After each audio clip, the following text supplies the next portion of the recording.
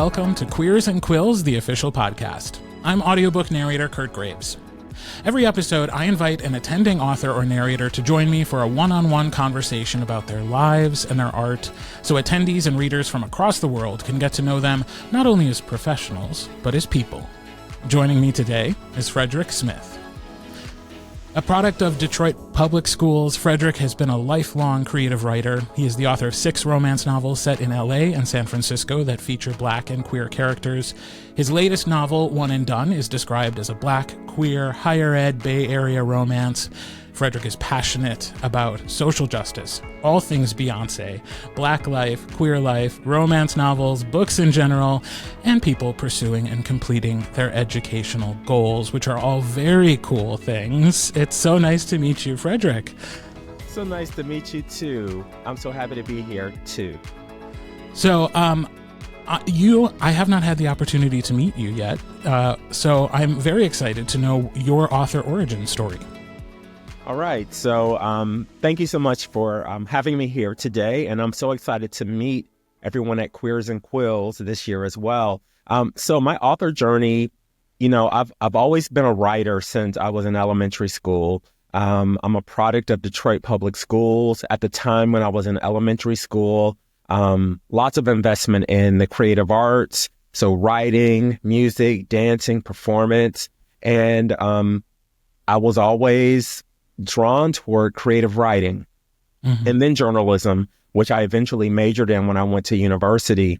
My author life actually came into being when I moved to Los Angeles.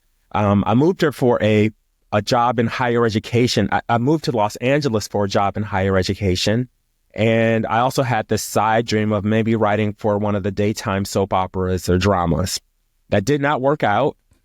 Yet. But I enrolled in some creative writing classes at UCLA's extension program. So those are the night classes for adult learners and everything. And it was there that I met my instructor. Her name was Carrie Madden. And then after the class was over, I was writing these chapters around Black gay people who would go to nightclubs in Los Angeles.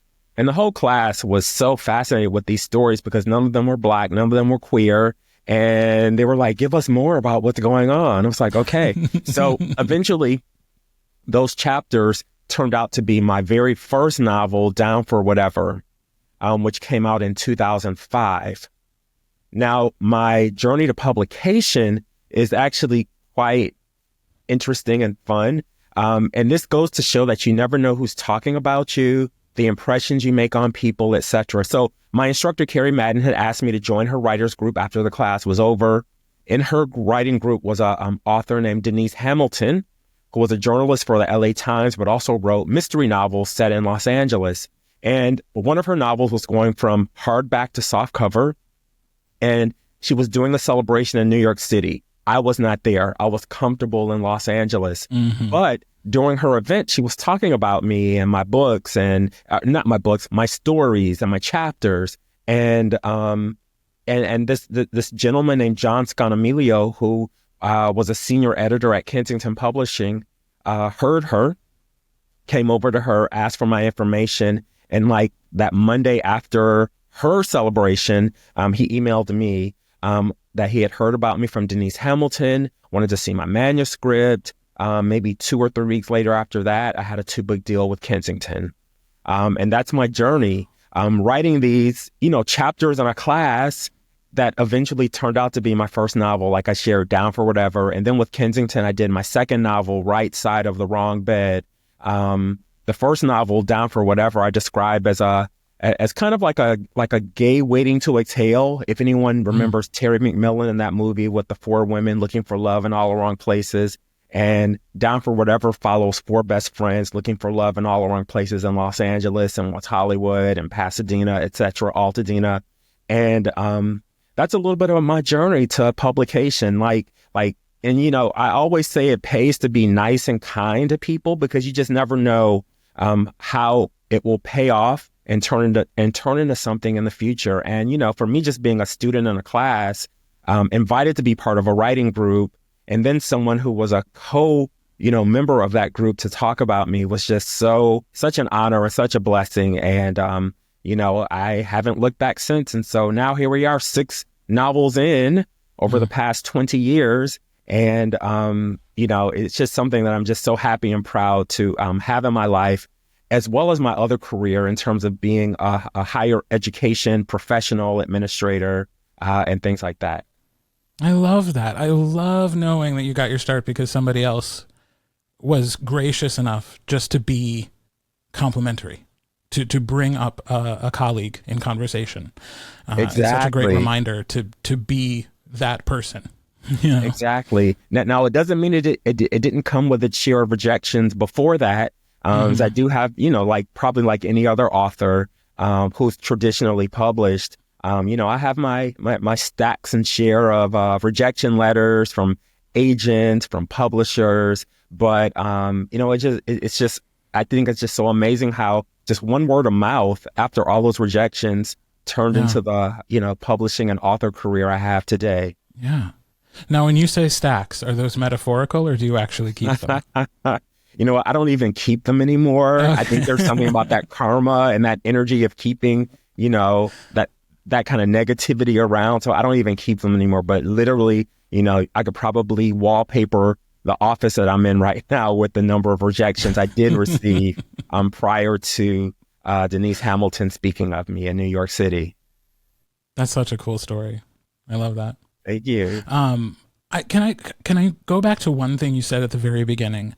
When you talk about being a product of the Detroit public schools, and then you clarify what that means, because Detroit gets a bad rap in some circles. Is it important to you to be an advocate for like that effort? Absolutely. Because, Detroit gets a bad rap, but it's usually from people who either have never been there, lived there, visited, gone on vacation there, have family there, etc. And so, there is a great sense of pride that Detroiters have, that people in Michigan have about the resilience of the state, the resilience of Detroit, this kind of stick-to-itiveness in terms of, in the face of, negative times, downtrodden times, that, the city can rebound and, be the crown jewel that it is today. And now Detroit is definitely a destination city, and a space and a place where people want to go. And every time I go home to Detroit, I currently live in San Francisco, but every time I go home, which is usually twice, maybe 3 times a year, I'm just amazed at all the development, at, all the new places. My high school is still there, Renaissance High School. I often joke Renaissance, that Beyonce named her album after us. But, there was a great sense of pride around Detroit. And, I think that what growing up in Detroit did for me, and my cousin and I were just talking about this recently, we had adults who poured into us. Detroit, for those who don't know, is a majority Black city, African-American city. And so all of our teachers were Black, our doctors, our postal, delivery people were Black. And there's a sense of, people wanting you to succeed. And, all my teachers from the time I was in elementary school through high school, instilled in us this sense of we could do whatever we wanted to do, that the sky's the limit, that, our mascot was the Phoenix, and that, kind of you rise from the ashes to become something great. And so, I always grew up with this sense of confidence, this sense of if I want to do something, I can do it, even in the face of rejection or a no, that there is a way to figure out to be better, to get to the yes, or a way to work toward the yes. And so, Detroit is part of my spirit, and it's a place that I'm proud to be from, and it's a place that I think that everyone should try to go visit when they get an opportunity. Yeah, absolutely. Oh, I love hearing that version of a Detroit story. That's great. So it seems like pride of place is a part of who you are just as a person, but also your writing, because a lot of it seems to center around where you lived when you were in LA and live now in San Francisco. Is that just something that's a part of you? You love to think about, write about, celebrate the places you're from? Great question, and absolutely yes. I do like I currently like writing in real spaces, real places, real cities. And so, my first 5 novels were set in the Los Angeles area. Might have been either the city itself or the number of suburbs around and neighborhoods around Los Angeles. My current novel, One and Done, is set in San Francisco, Oakland, parts of Napa Valley. And, to me, that adds a sense of kind of currency and realness to novels in terms of writing, spaces that people potentially could visit or see or have heard about or remember on a vacation. Oh yeah, I remember taking the 10 freeway to the 5 freeway to the 710, to the 91. And that's how people speak in Los Angeles in terms of getting around the city. Or, whether it's a story set in the Castro neighborhood in San Francisco, which is, the gay neighborhood, although all San Francisco is very queer friendly, but the concentrated space in terms of, places where queer people hang out is the Castro neighborhood. Being able to write, where Castro and Market meet, where 18th Street, where the locations and restaurants are and everything. To me, that's real.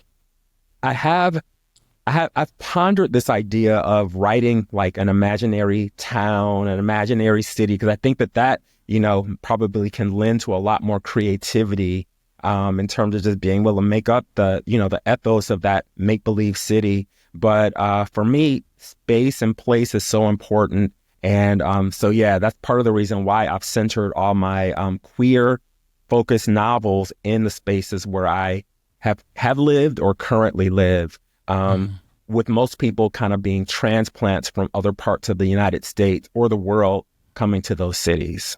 Yeah, that's really cool. Speaking of pride, so you do write books with queer characters. Why is that important to you? It's important because, for me, I often think about, young people who may not have agency to be who they are, and probably want to see themselves in story, people who want to know that life can be better in terms of how they identify. And that's important to me. And I think it fits into, for me, the whole idea of being like kind of culturally empowered, identity empowered is really important. And I think that representation is important. I think that it helps people, to see themselves, see a glimpse of other people who may or may not be like them. But oftentimes I think about young people and I know that and younger people.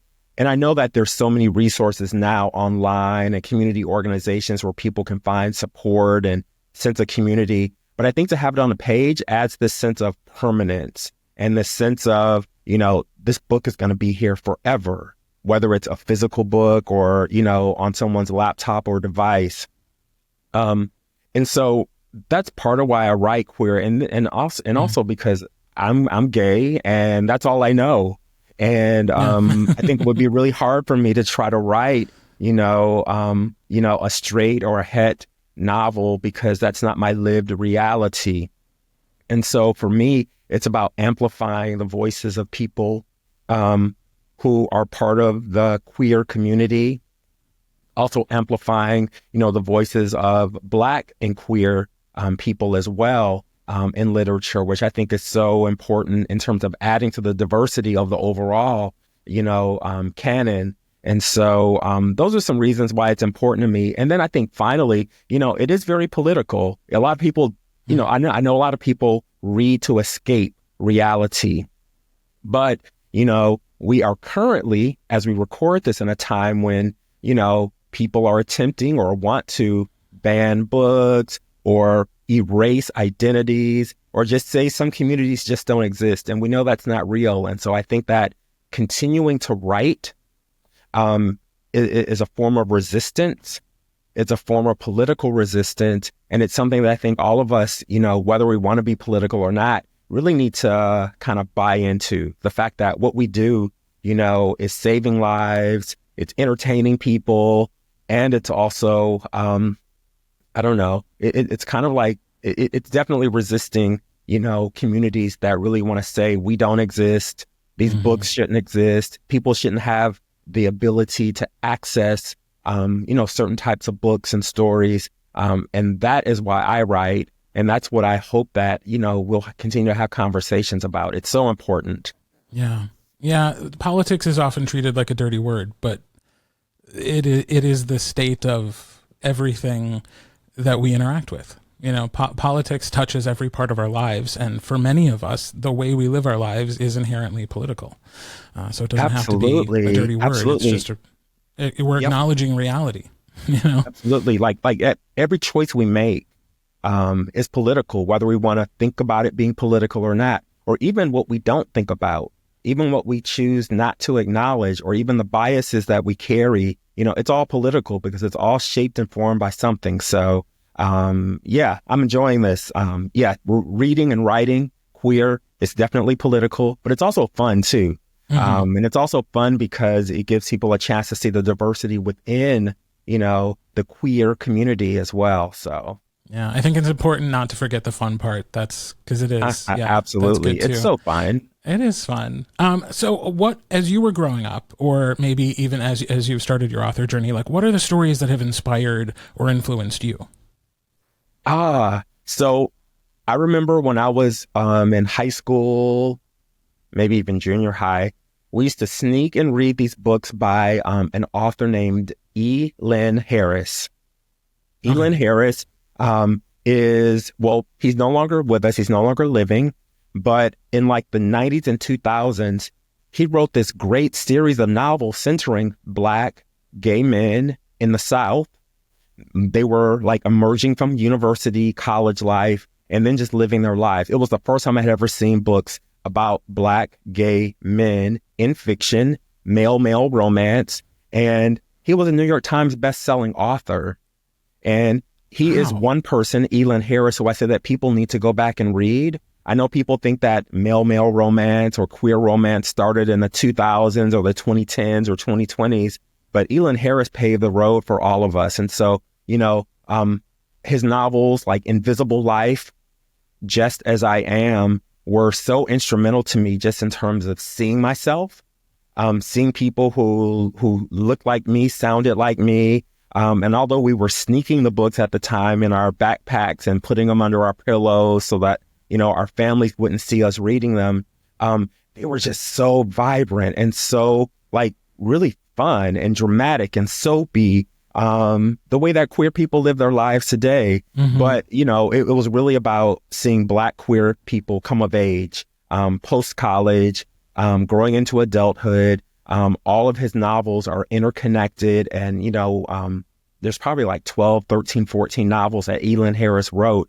But those initial ones, Just As I Am, Invisible Life, totally shaped me and made me, one, see myself on page, because I had never, ever seen, you know, Black and gay characters on the page, and then made me aspire to the reality that I could be a writer one day. Like, I'm like, if E. Lynn Harris is writing this, then I could do it.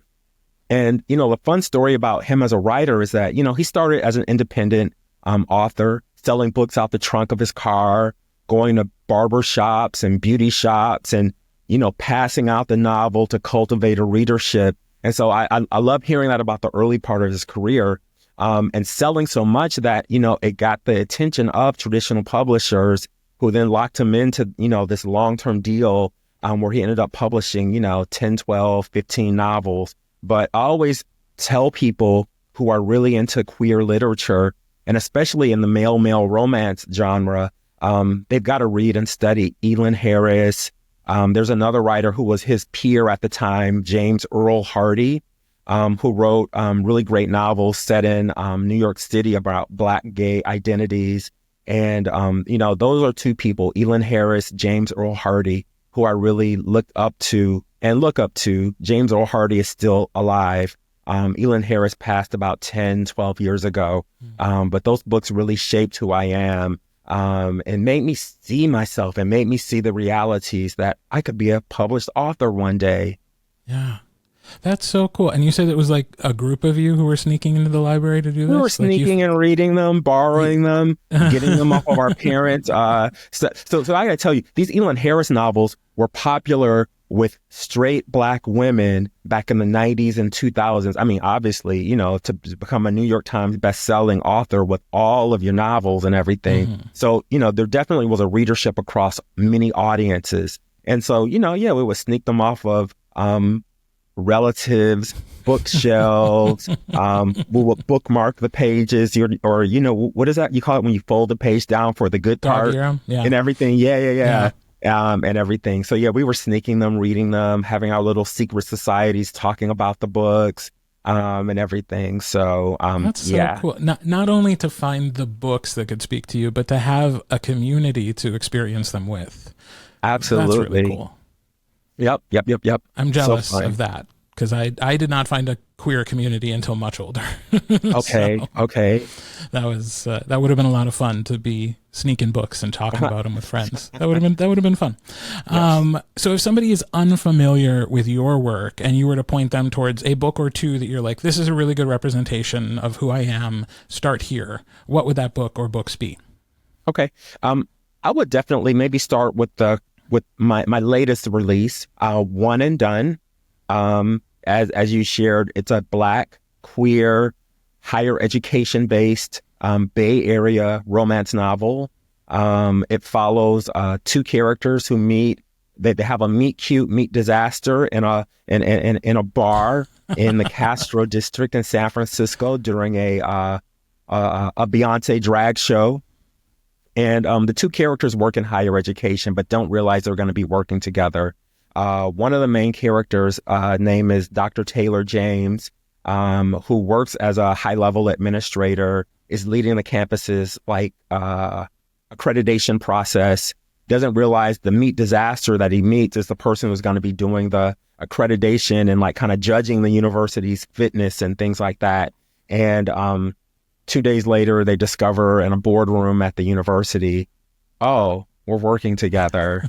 And so it follows all the formula and tropes that people love in romance. And so I would definitely start with One and Done, which I will have lots of copies at Queers and Quills.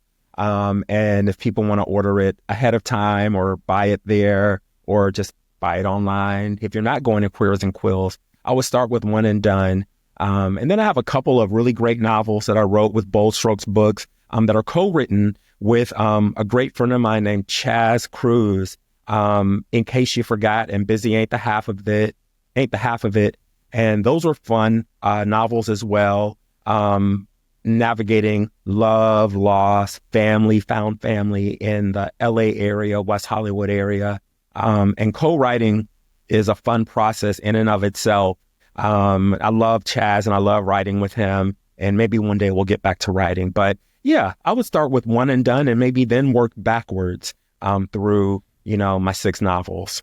I love that. Yeah. So I feel like we could do the whole episode me just asking questions about you, but we are supposed to play a little bit of a game. So we can use our remaining minutes to do that if you're up for it. Absolutely. All right. So the rules of our game are simple. I have a deck of cards, and on each card is a question. These questions aim to learn more about you. Some are biographical, some are hypothetical, some are just silly. But I will not be picking which questions you will answer. Fate will.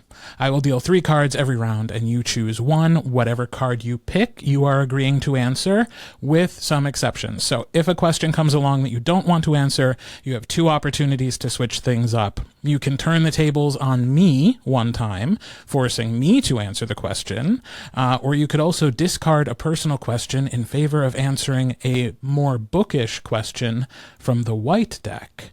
But then you're dealt 1 card, and you just have to answer it. So, are you ready to play? Sounds good. Sounds fair. Yes. All right, here we go. Round 1. Card 1, 2, or 3? Let's start with number 1, the first and finest. All right. If you were to die and come back as a person or thing, what do you think you would be? Oh, wow. As a person or a thing, it would probably be a person. I don't know what that person would be. But I think that animals have very humanistic qualities at times. I think it would be interesting to come back as some sort of bird that, a large bird that could have oversight and see everything, see the horizon, look down and see details in the grass, see the big picture. And so I think that would be something I would come back as, if not a human, because I can't think of a human now, but I think being some kind of a, large bird that just has insight into the big world, into, the big picture of life would be interesting to come back as. Yeah. Yeah, for sure. All right. 1, 2, or 3. Go with number 2. Okay. All right. You have $100,000. You have to donate or create a charity. What do you do with that money?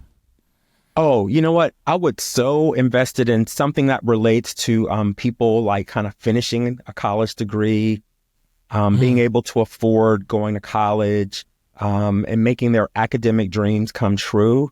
Higher education is really important to me, both personally as someone who has, finished a few degrees and as someone who works in a college setting. And I know how hard and how expensive it can be sometimes. So I would probably invest in something related to helping young queer people fulfill their educational dreams.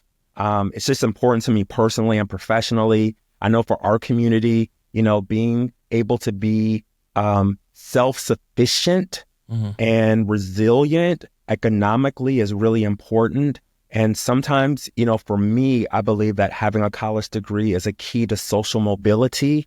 And, I know that for many of our community, when I think about queer youth who are homeless or struggling or get thrown out of houses, that, the opportunity to pursue a higher education could make such a difference in their lives and get them on that road to social mobility. And so I would invest wholeheartedly in scholarships or a process to help young gay people get through college.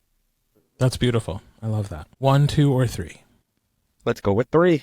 3. If you had to delete all but 3 apps from your smartphone, which 3 would you keep? Whoa, that is a great question. So I would definitely keep Instagram. Okay. I just love Instagram. I would definitely keep my so here in San Francisco, our bus system is called Muni. I would keep that app because it keeps me on track and on time with what time trains and buses are coming in San Francisco. And I would definitely keep one of my email apps because I'm always wanting to check and see great opportunities like this that come across my email. And so one of my email apps I would have to keep as well. Oh, nice. All the dating apps can go away, all that kind of stuff can go away. But, my transportation and my email and Instagram, I would definitely have to keep. Smart answers. I love that. All right. Card 1, card 2, or card 3? Let's go back to number 1. All right. How would you like to die? Oh, is this the one where I can go to a book question? You can, sure. Okay. Oh my God, that question is so hard because I don't want to think about it. And it's actually one of my what do they call it? Recurring nightmares is, how am I going to die? But I don't want to know that. So let's go to a book question. Here we go. And you picked a good one. This is not too invasive or controversial. So what's the longest book you've ever read? Whoa, the longest book I've ever read. Oh, okay. There's this book called The Warmth of Other Suns by Isabel Wilkerson. It's a nonfiction book, and it's got to be at least 800, 900 pages. I might be exaggerating, but it's a really thick book. And it's a book that talks about the migration patterns of Black people in the United States out of the South. And so it traces, Black people who moved from, the South to the West Coast and then up to the Midwest, and then those who went to East Coast. And such fascinating stories. And it's a long book. I did it both with the book and then also as an audiobook as well, because that helped me get through the reading. But it was a long one. How many hours the audiobook was? So I know as an audiobook, it's at least 12 to 13 hours. So it might be even longer. It might be 19 or 20 hours. I can't remember. But yeah, that's one of the longest books I've ever read. But I thoroughly enjoyed it. And I read it for fun, not for a class. So that was good. I was about to give away what mine is, but I have to save it just in case somebody turns that question around on me on some point. But it was significantly longer than 20 hours. So hopefully. All right. All right. Last round. Question 1, 2, or 3? Let's go with number 3. Number 3. If you could send a message to the entire world, what would you say in 30 seconds? Wow. Oh, you know what? I would use the foreword or the acknowledgement that I wrote in One and Done, which is life doesn't end after 21, after 25, after 30, after 40. There's always an opportunity to reinvent yourself. No one is ever too old to do something, to start something, to find love, and that life gets better the older you get. And so for those who think that, 25 is like midlife and having a third life crisis, I say life gets better. And we should also embrace our queer elders as well and listen to their stories, learn from them, learn from their challenges, learn from their successes, because I think it can help us all be better as we all grow older. Yeah. Well, and we're part of a generation who are fortunate enough now to have queer elders to look to. Absolutely. Whereas the generation before us, really, so much of their queer elders were lost far too soon.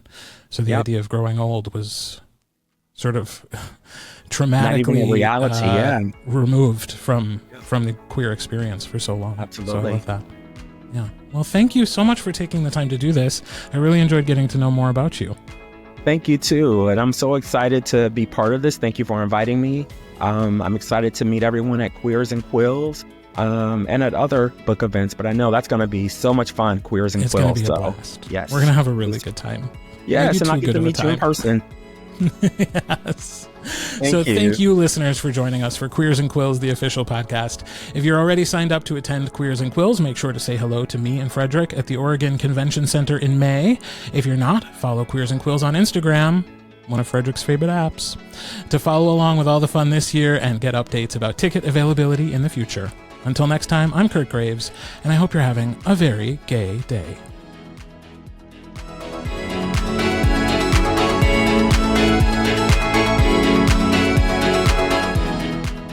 Queers and Quills, the official podcast, is produced and hosted by Kirt Graves, in coordination with Mahogany Mail and Marley Valentine. All copyrighted material is shared with permission. Music and sound effects are licensed through Storyblocks Audio. All opinions shared are those of the individuals and do not reflect the positions or policies of any company or organization with which they happen to be associated.